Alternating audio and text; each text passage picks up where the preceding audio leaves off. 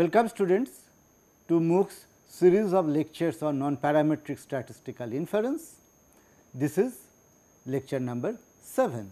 As I said in the last class that in this lecture we shall study tests for randomness.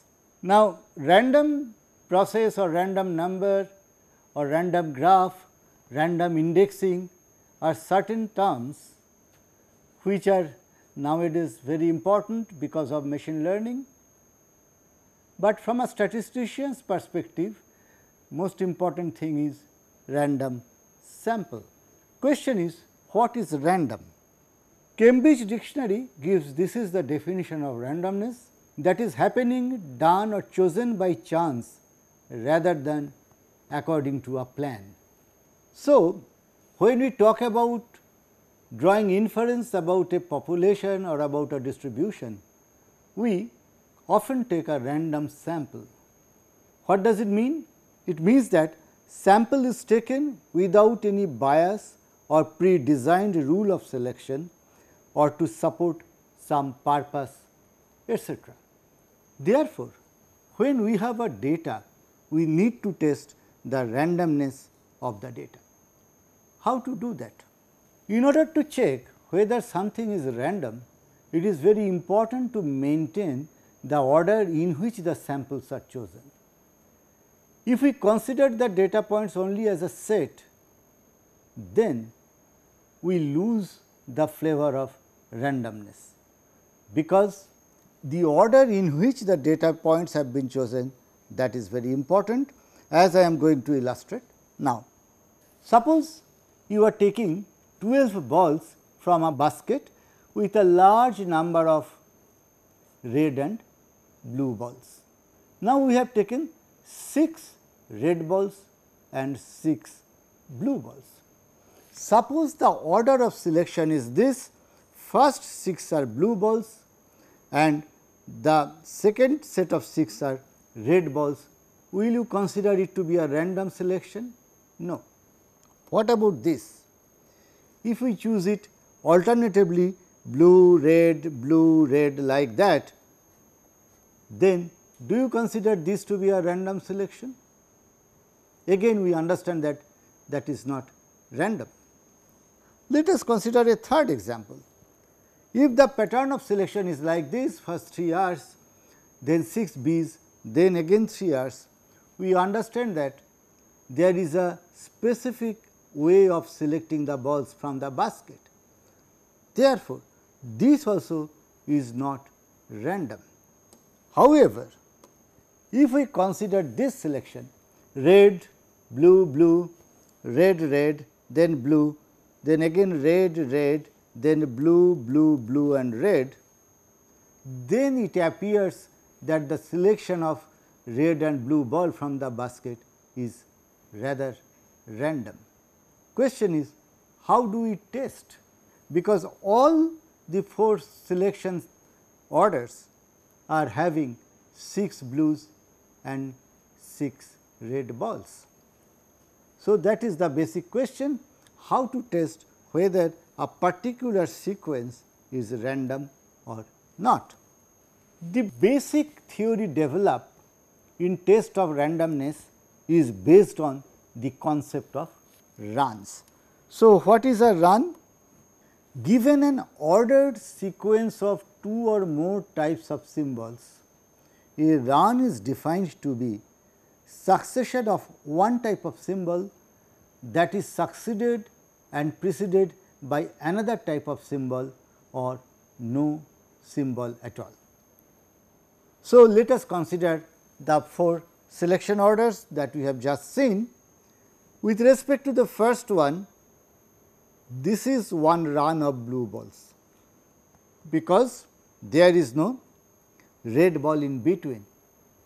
It is a continuous sequence of observations of 6 blue balls. Similarly, a continuous sequence of observation of 6 red balls. Therefore, how many runs are there?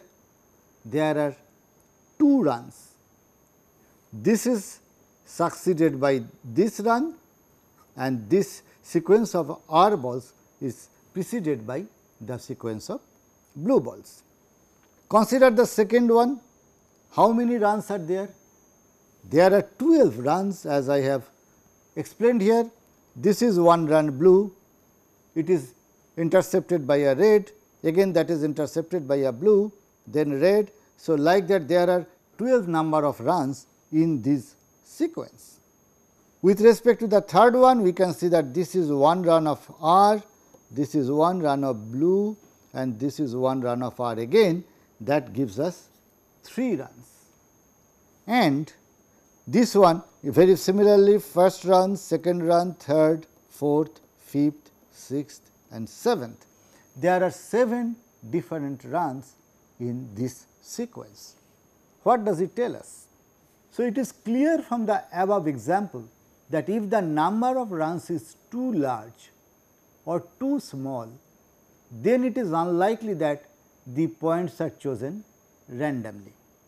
However, what is too large and what is too small, that depends upon the composition of the data. For example, we have in the previous illustrations 12 balls, of which 6 Bs and 6 Rs. That means 6 are blues and 6 are reds. Therefore, maximum possible run can be 12. Of course, the minimum will be 2. One sequence of red and one sequence of blue. However, suppose there are 10 Bs and 2 reds, then the maximum number of runs can be 5.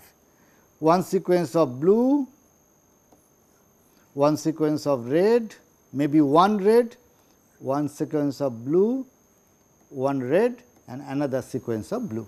This is the maximum number of runs that can be achieved from 10 blues and 2 Rs. Thus, the maximum number of runs is 5, although the minimum will still remain 2.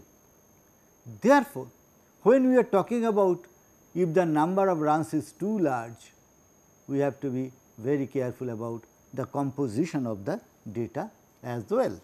Now, the tests based on runs are applicable to either quantitative or qualitative data. It is not necessary that the data has to be numeric. It can be symbolic, as we have already seen sequence of Rs and Bs in our previous illustrations. However, in the case of numeric data, typically the dichotomy is effected by comparing each number with a focal point which can be median or mean. What do we mean by that? Dichotomy means that when there is a sequence of numbers, how do we split it into 2 different sets like R and B? In sign test we have seen plus and minus. So, how do we do that? So, that is done by comparing with median or mean. For example, suppose we have taken 12 real numbers between 50 and 100. So, this is one sequence 95.6, 88.3, 75.8, like that 59.2. Another sequence is 59.2, 88.3 and up to 60.6. Which one of them is random and why? To test that, what we do? We first compute the mean or median. In this case, median is coming out to be 72.8, because this is sort of the average of these two. Then what we do, as we did in the case of sign test, we consider how many of these observations are bigger than the median and how many of them are smaller than the median. The same we do with respect to this sequence of observations as well, and we find the following. With respect to the first one, we get that there are 6 plus followed by 6 minus. Therefore, number of runs is 2. However, with respect to the second sample, we get minus, plus, plus, another minus, plus, then one minus, plus, minus, minus, plus, plus, minus. That means, the 6 plus and 6 minuses are very nicely intermingled among themselves, and we get that the number of runs is equal to 9. Now, if I ask you which one of them is random, we can easily see that this is definitely random and this is definitely not. So, while working on numeric data, this is one we resolve the dichotomy and thereby we can solve the randomness problem, and we can check if the data is actually random or not in the following way. However, if we have a numeric data, there is another important test which is called runs up and down test, which we will do later, but before that let us just study the common what is called run test. So, the run tests are based on the total number of runs in the sequence. Assume an ordered sequence of n elements of two types A and B, with n 1 of them being A and n 2 of them are B, such that n 1 plus n 2 is equal to capital N, it is the total number of data points. With respect to the previous example, n 1 was 6, n 2 was 6 and n was 12.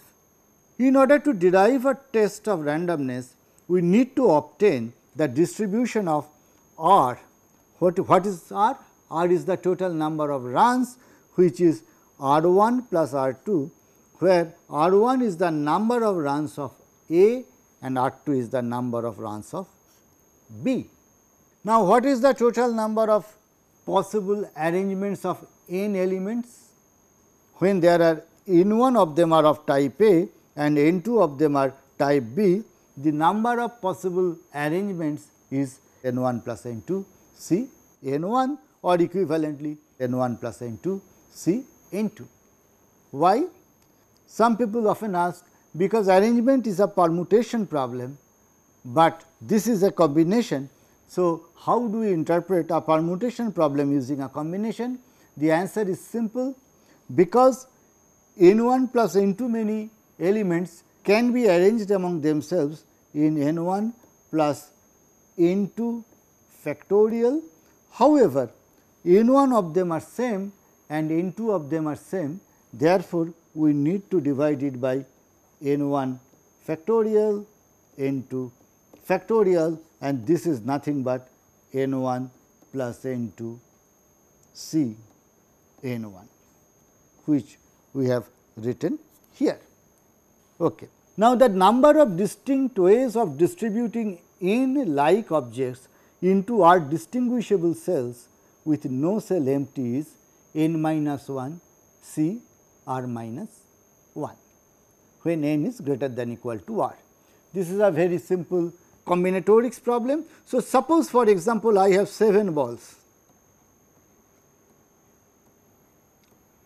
and I want to put them in 3 boxes such that no box is empty.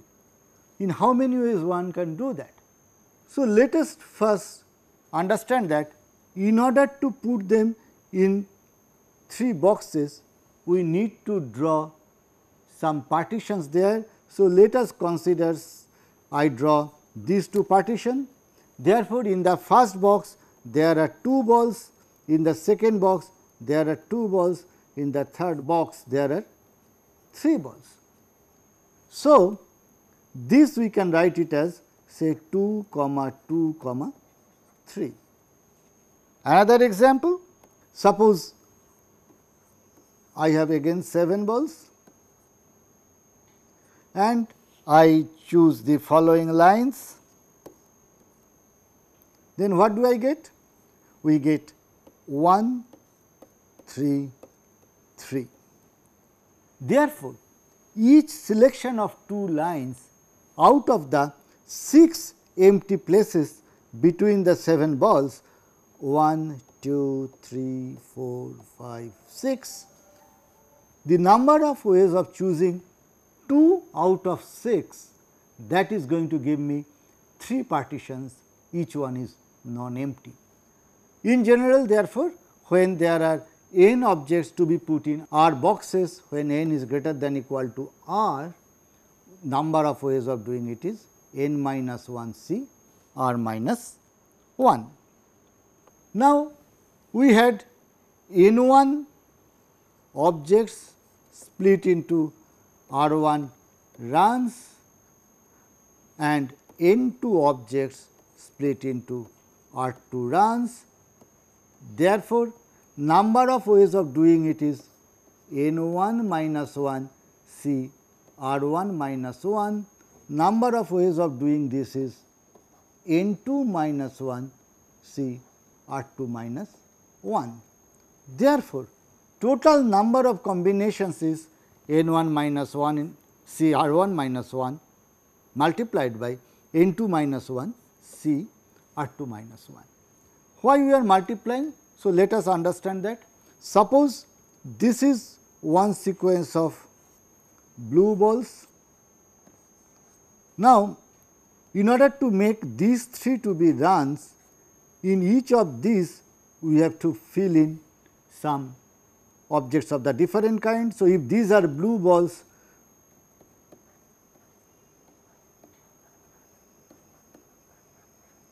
one, 2, 3. So, to make these runs separate, we have to insert some run of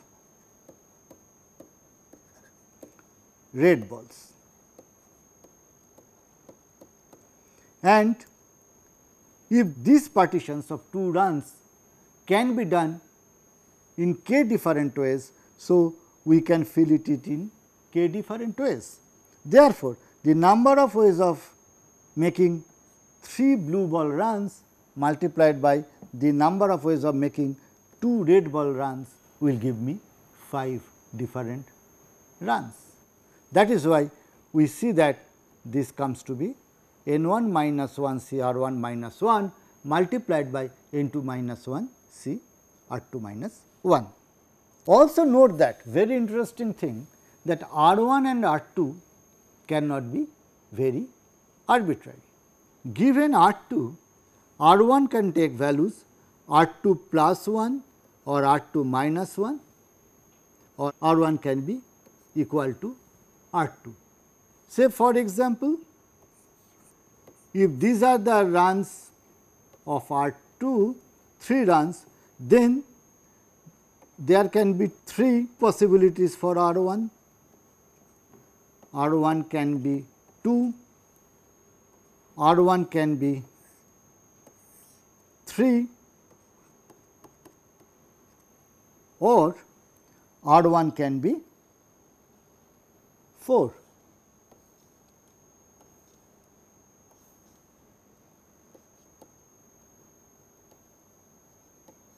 So, if R 2 is equal to 3, R 1 can take either 2 or 3 or 4.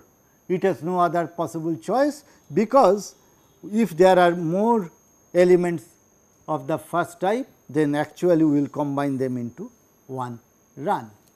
So, with these observations, we get the following. To obtain the probability that R takes a value small r, where r is the total number of runs, therefore, small r can be either even say 2d or odd, that is 2d plus 1. Now, if the total number of runs is 2d, that is even, then both R 1 and R 2 have to be equal to d, and the sequence may start with either A or B.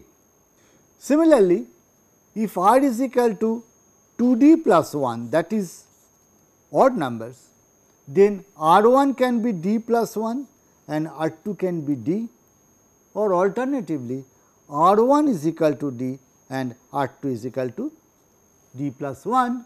In the first case, the sequence starts with A and also ends with A. In the second case, it starts with B and also ends with B. Therefore, probability that r is equal to small r is computed as follows. Number of ways that r 1 can take value d is n 1 minus 1 c d minus 1, just some time back we studied this. Similarly, r 2 can take value d in n 2 minus 1 c d minus 1 ways. Therefore, the number of ways that r can be 2 times d is 2 into n 1 minus 1 c d minus 1 multiplied by n 2 minus 1 c d minus 1. Why the 2 is coming? It is coming because it may start with A and end with B, or it may start with B and end with A. Therefore, probability r is equal to 2d is equal to 2 star n 1 minus 1 c d minus 1 multiplied by n 2 minus 1 c d minus 1 divided by n 1 plus n 2 c n 1, as this is the total number of possible runs. In a similar way, probability r is equal to 2d plus 1 is equal to n 1 minus 1 c d multiplied by n 2 minus 1 c d minus 1.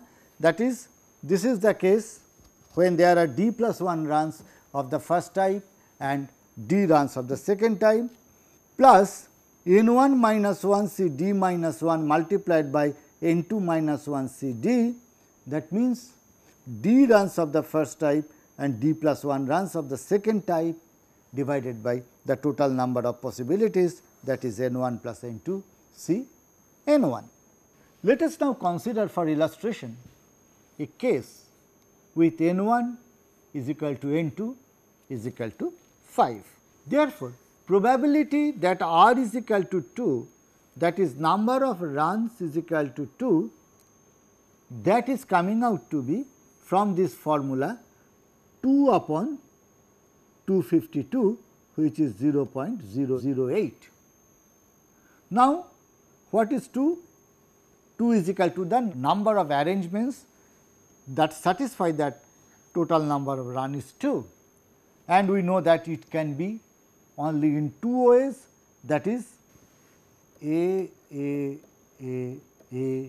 and A followed by B, B, B, B and B, or it can be B followed by A.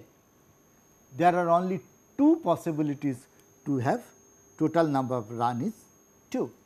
In a similar way, probability r is equal to 10, that is also coming out to be 2 upon 252 by applying the formula, and here also we can justify the same, that the number of run is 10 if we get A B up to A B or B A up to B A. So, this formula, whatever it is giving, is correct from practical justification. What about the probability of r is equal to 6? So, the same formula, by applying the value of d is equal to 3, we get is giving us 72 upon 252, which is 0.2857. Question is, how do we get 72 many arrangements to give us 6 runs? So, 5 A's can be arranged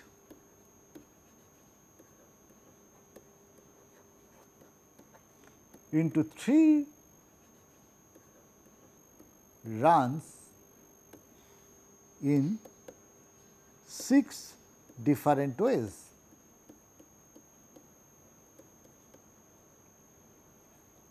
Similarly, 5 B's can be arranged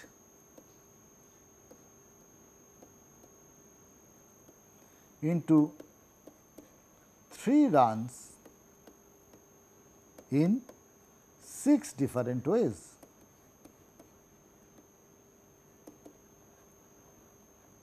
Therefore, number of possible arrangements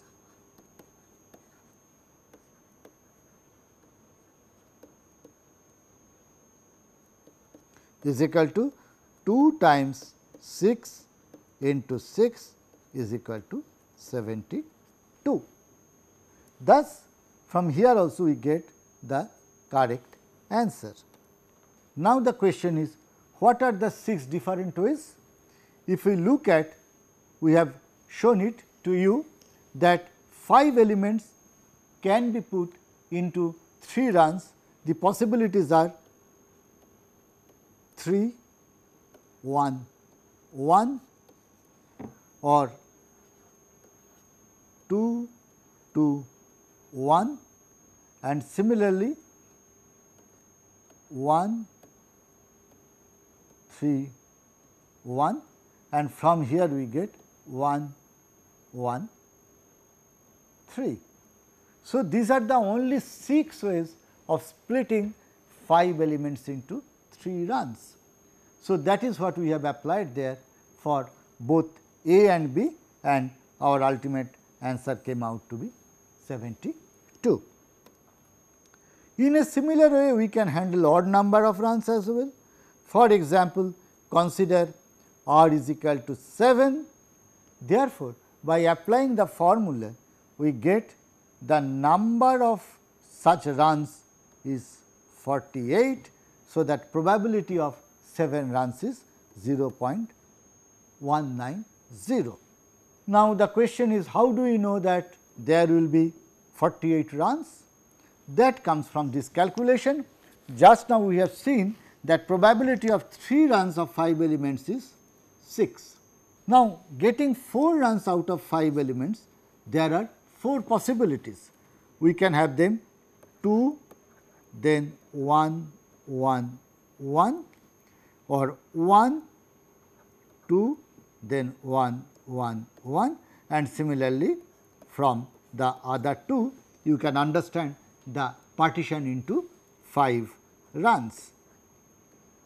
Therefore, 6 from here and 4 from here, therefore, total number of runs is 2 into 6 into 4 is equal to 48.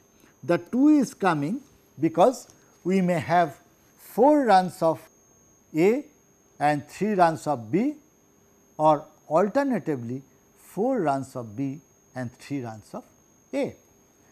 So, that is why the factor 2 has come, but at the end this justifies why the formula gave us that there are 48 many different possibilities of arranging the elements such that total number of run is equal to 7.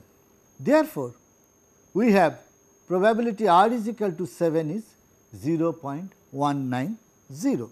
In a similar way, we can calculate that probability r is equal to 8 is 0.127, probability r is equal to 9 is 0.032, probability r is equal to 10 that we have already obtained is 0.008. Now, if we look at the right tail probabilities, we can see that by adding the terms, probability r greater than equal to 10 is 0.008, r greater than equal to 9 is 0.040, r greater than equal to 8 is 0.167 and r greater than equal to 7 is 0.357. Why did we calculate that? Because we need these values to accept or reject the null hypothesis, and for that we need to look at a table with right tail probabilities. So, here is the table and we are considering number of A and number of B is to be 5 and 5. So, if we look at, we can see that the right tail probabilities for 10 is 0.008, for 9 0.04, for 8 it is 0.167 and for 7 it is 0.357. Therefore, we see that we have obtained the same values through our calculations using the formula for obtaining the run probabilities. The above table giving the right tail probabilities is taken from the book Non-Parametric Statistical Inference written by Gibbons and Chakraborty. Now, large sample approximations, when either n1 or n2 are greater than 20 or both are greater than 10, then one can approximate with normal distribution with the following parameters. The mean is coming out to be 2 into n1 into n2 divided by n1 plus n2 plus 1. Note that we are using the notation m and n for the number of elements for the two populations. Here it is given n1 and n2. So, m is actually the n1 and n is actually the n2. Therefore, variance of R is given as 2 into n1 into n2 multiplied by 2 n1 n2 minus n1 minus n2 divided by n1 plus n2 whole square multiplied by n1 plus n2 minus 1. This is a complicated expression. We are not going to derive it here in this class. Let us accept this formula. The test that we have described so far based on the runs is called Wald-Wolfowitz run test. So, some simple mathematical observations on the number of runs. What is the marginal distribution of R1, where if you remember R1 is the number of runs of the first element. We know that the minimum value for R1 is 1 and the maximum value of R1 is n1, that is the number of elements. Therefore, given n1 and n2, the random variable R1 can take value integral values in the set 1, 2, 3 up to n1. To compute probability R1 is equal to small r1, we do the following. If R1 of small r1 is equal to the joint distribution of R1 R1 in R1 comma R2, that means the number of runs of the first element and number of runs of the second element are same. We have already seen that this value can be same or plus minus 1 of R1. Therefore, we also add to it the probability of f R1 R2 of R1 and R1 minus 1 and similarly R1 and R1 plus 1.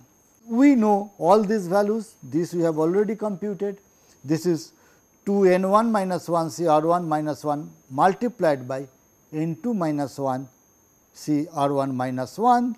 Similarly, from this we get this and from here we get this. This we are getting by replacing the value of R2 with the corresponding parameter in the relevant expression. Now, we need to simplify this. How we simplify? So, let us look at it. So, n1 plus n2 C n1 multiplied by f R1 of small r1, that is, this is the marginal distribution or marginal probability. Therefore, it is writing as 2 into n1 minus 1 C R1 minus 1 multiplied by n2 minus 1 C R1 minus 1 plus n1 minus 1 C R1 minus 1 multiplied by n2 minus 1 C R1 minus 2 plus n1 minus 1 C R1 minus 1 multiplied by n2 minus 1 C R1. Now, let us take n1 minus 1 C R1 minus 1 common and we write 2 times this as summation of this. Therefore, we are getting n2 minus 1 C R1 minus 1 and another one we write it here n2 minus 1 C R 1 minus 1, n2 minus 1 C R 1 minus 2 plus n2 minus 1 C R 1. Now, summation of n2 minus 1 C R 1 minus 1 and n2 minus 1 C R 1 minus 2 is equal to n2 C R 1 minus 1.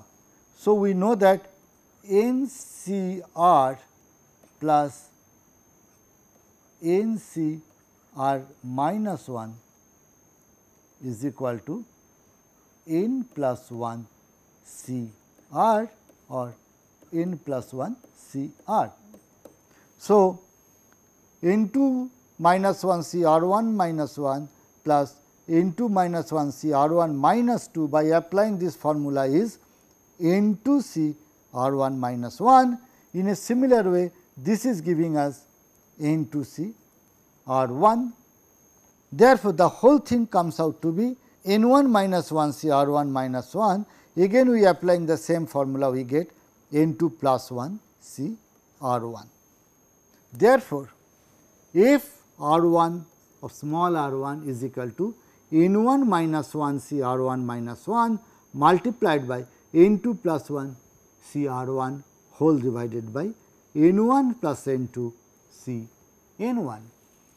Thus, we get the marginal probability of R 1 taking the values small r 1 in the set 1, 2, 3 up to n 1.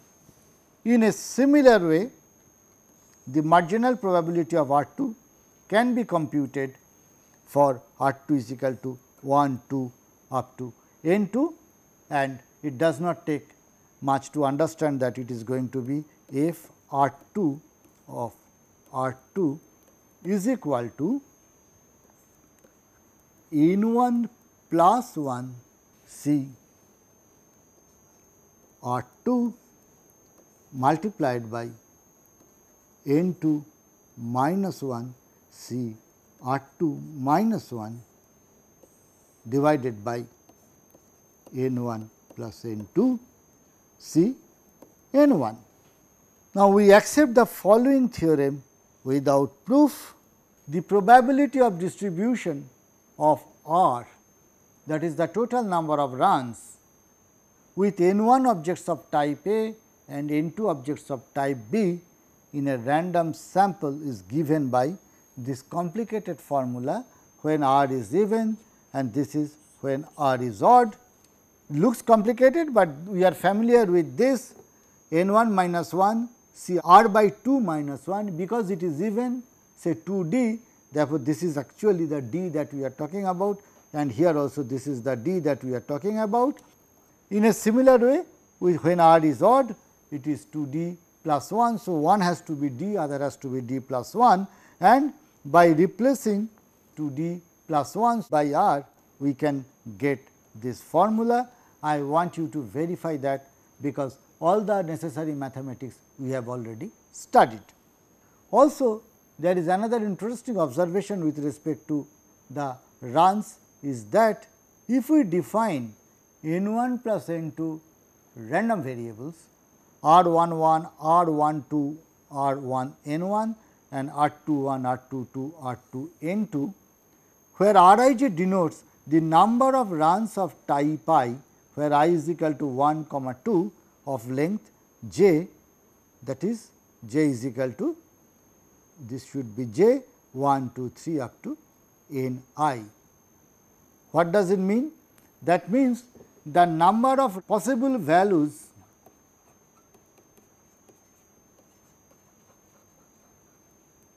for R 1 is equal to 1, 2, 3 up to n 1. So, R 1 1 is number of runs of length 1, R 1 2 is equal to number of runs of length 2 up to R 1 n 1 is equal to number of runs of length n 1. This is with respect to element of first type, that is A. Similarly, for B, what we get? R 2 1 is equal to number of runs of length 1 up to R 2 n 2 is equal to number of runs of length n 2. That is how we get R 1 1, R 1 2 up to R 1 n 1, R 2 1, R 2 2, R 2 n 2. So many variables, that is n 1 plus n 2 many variables, but let us note that if R 1 n 1, it cannot take any value more than 1, because if the length of the run is n 1, that means that all A observations are in that run. Therefore, there can be only at most one run of length n 1. Similarly, there can be at most one run of length n 2 with respect to the elements of type B. Now, note that sigma j r 1 j, j is equal to 1 to n 1 is equal to n 1, and j is equal to 1 to n 2 summation j r 2 j is equal to n 2. Why? Since R 1 j is the number of runs of length j, therefore, basically we are looking at number of runs of length j multiplied by the j, that is the length of that run. Therefore, when we sum over all the possible values, we get the total number of elements, which is n 1, and in this case which is n 2. Also note that sigma over j 1 to n 1 R 1 j is the total number of runs of the first element, and similarly this expression gives the total number of runs of the second element. Let me now describe a variation of the run test, which is called runs up and down method. This is applicable only for numerical data. Suppose we have a time series data and one may like to check if there is any trend in that data. For example, the number of cars passing through a corridor every day.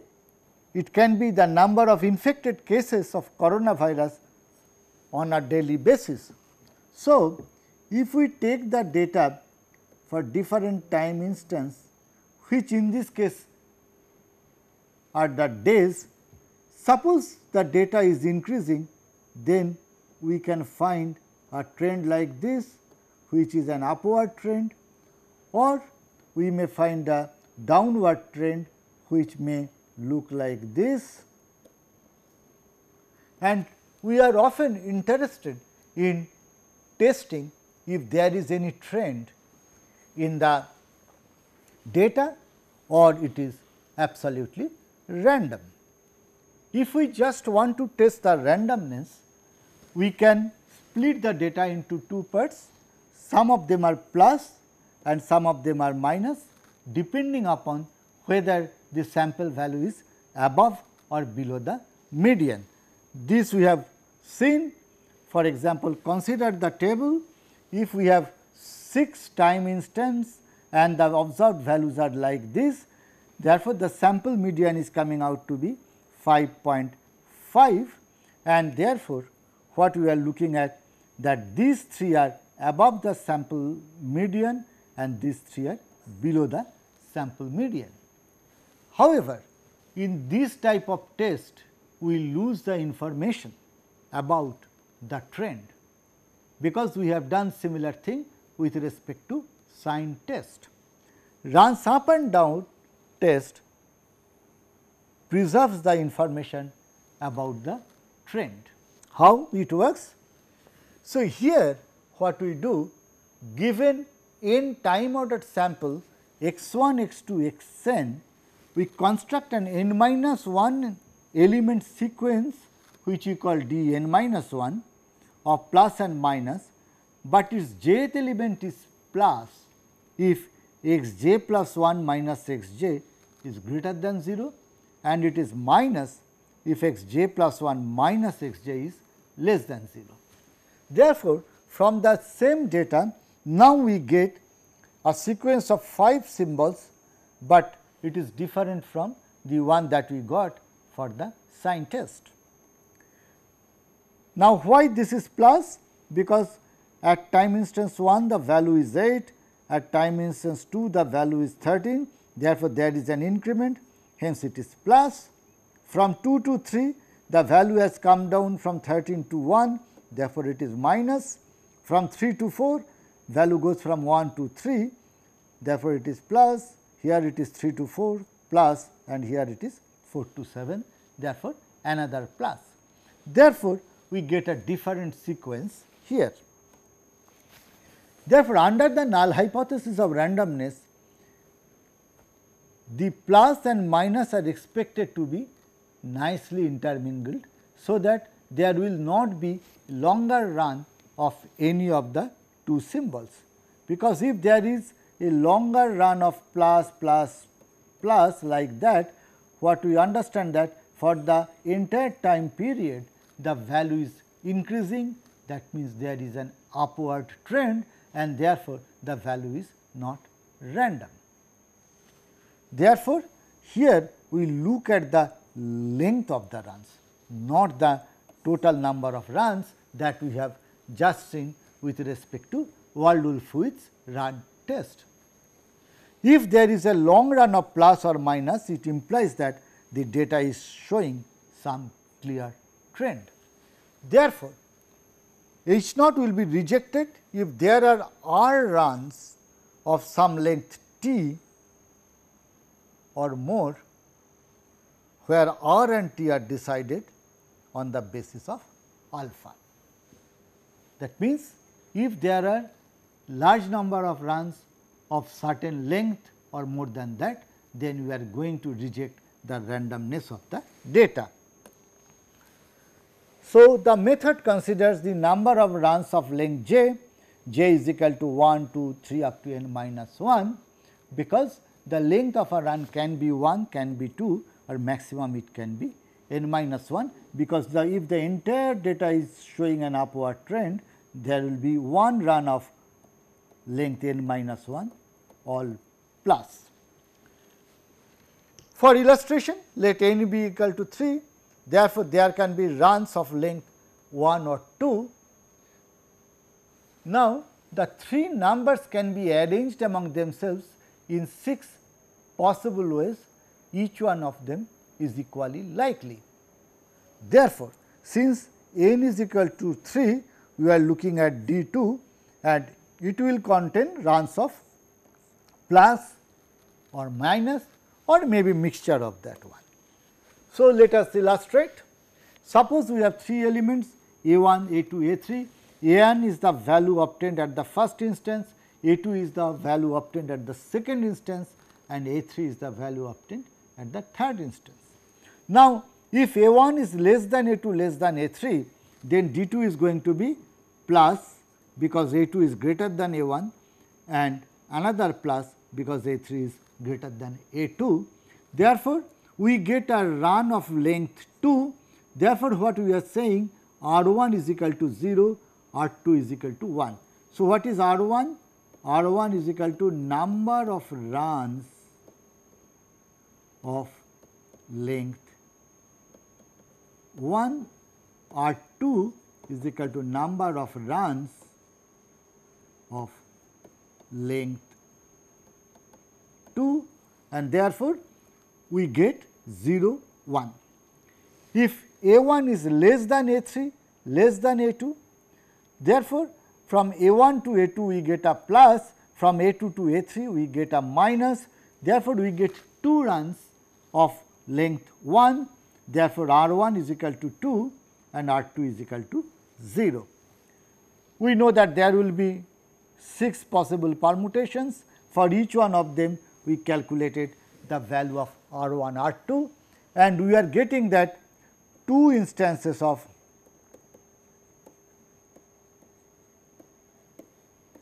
0, 1 and 4 instances of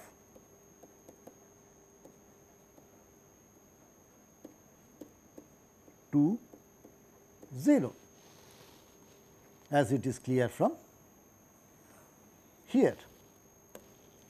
Corresponding to each arrangements, we can compute the value of R 2 and R 1.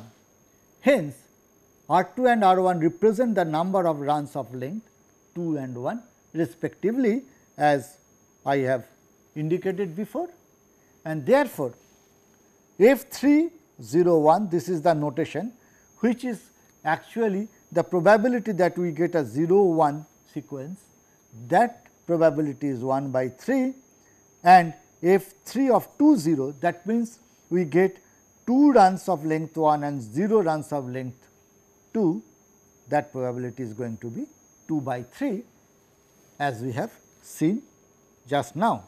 Now, let us generalize it.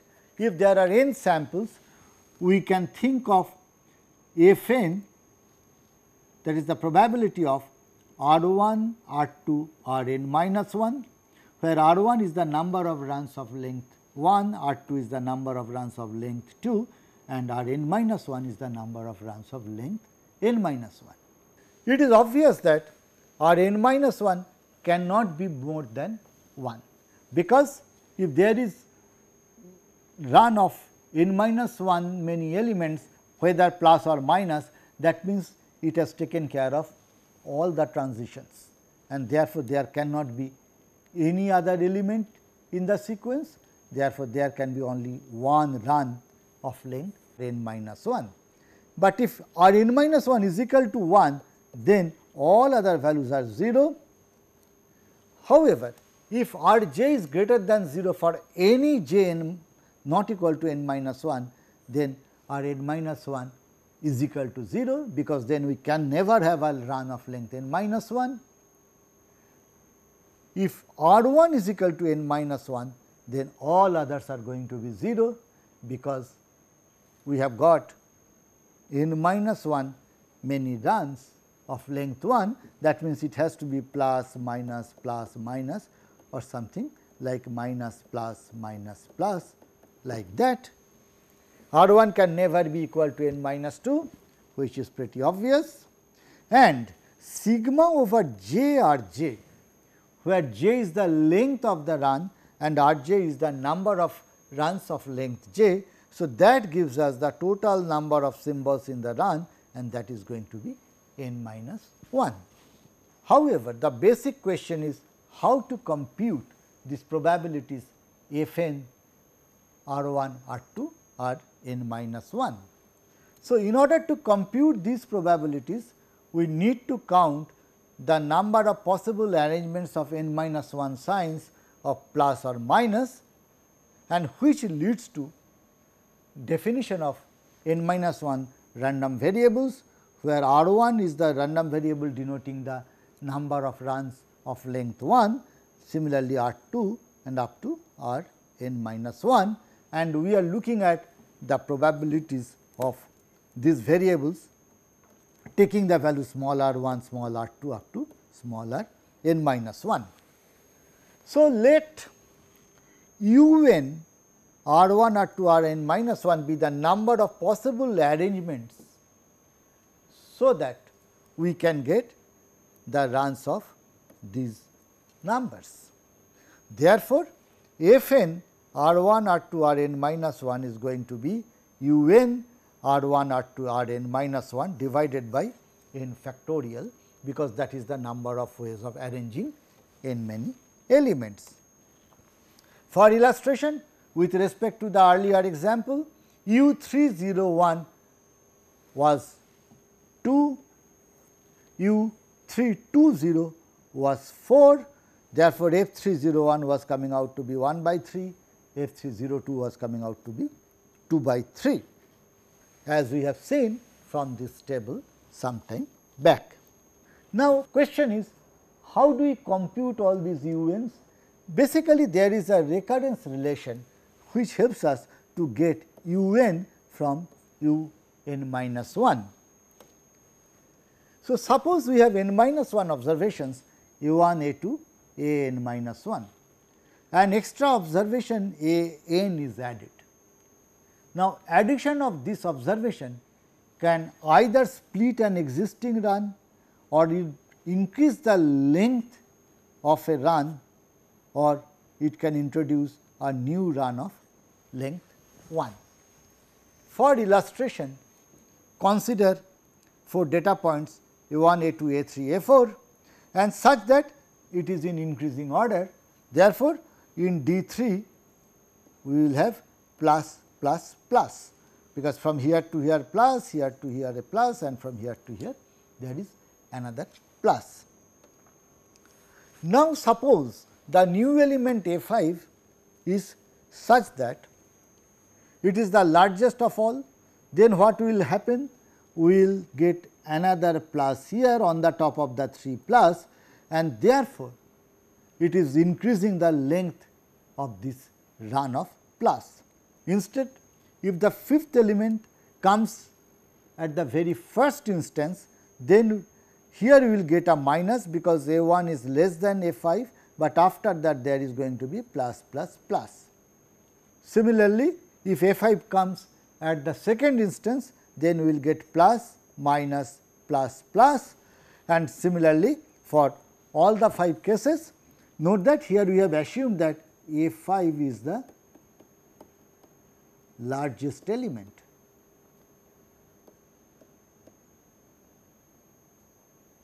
Therefore, introduction of a new element will change the pattern of the runs of plus and minus.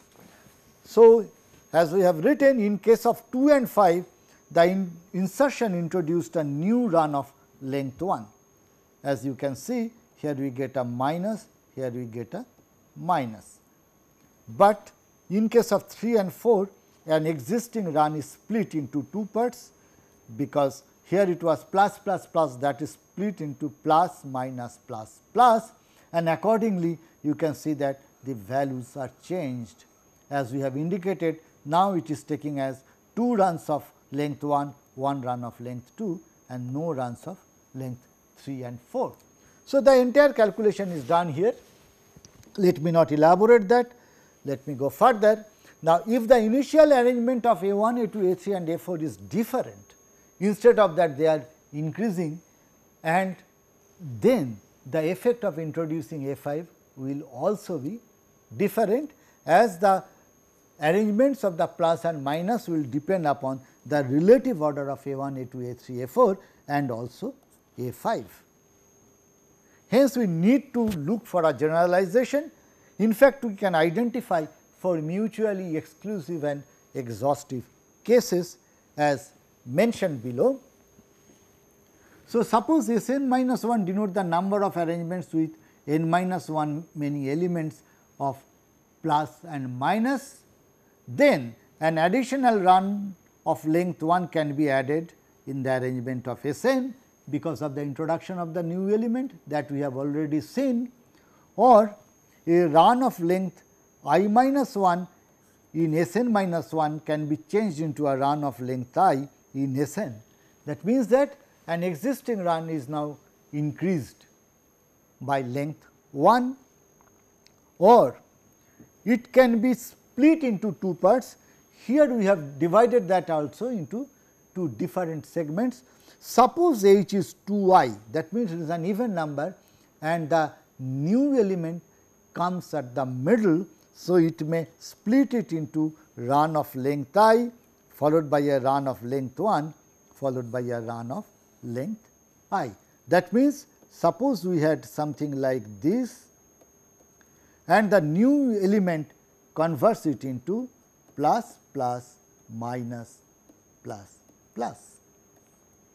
So, this is the case that is taken care of in point 3, but more generally, if the length is h, which is I plus j, I and j are different numbers, then it can split it into a run of length I followed by a run of length 1 followed by a run of length j. That means, the split is not equal. For example, we can have plus plus plus plus divided into 3 parts, plus followed by a minus followed by 3 plus. So, here I is equal to 1, j is equal to 3. On the other hand, it can also split it like plus plus plus plus, it goes to plus plus plus minus plus. Therefore, I is equal to 3, j is equal to 1. The overall recurrence relation between u n minus 1 and u n can be obtained from the following formula. As you can understand, this is pretty complicated. We are not deriving it here, neither I am asking you to check the correctness of these things. It is only for you to conceptualize how runs up and down works. Now, Levin and Wolfowitz have computed the means and variance of number of runs of length t or more. For n less than equal to 14, the exact probabilities of getting at least r runs of length t or more are also available, and they are tabulated, and from there the critical regions can be constructed and H naught can be tested against suitable alternatives. However, when the number of values is large, we can go for normal approximation for the same, and the calculations is the following. The mean is coming out to be 2 n minus 1 upon 3, and the variance is coming out to be 16 n minus 29 upon 90.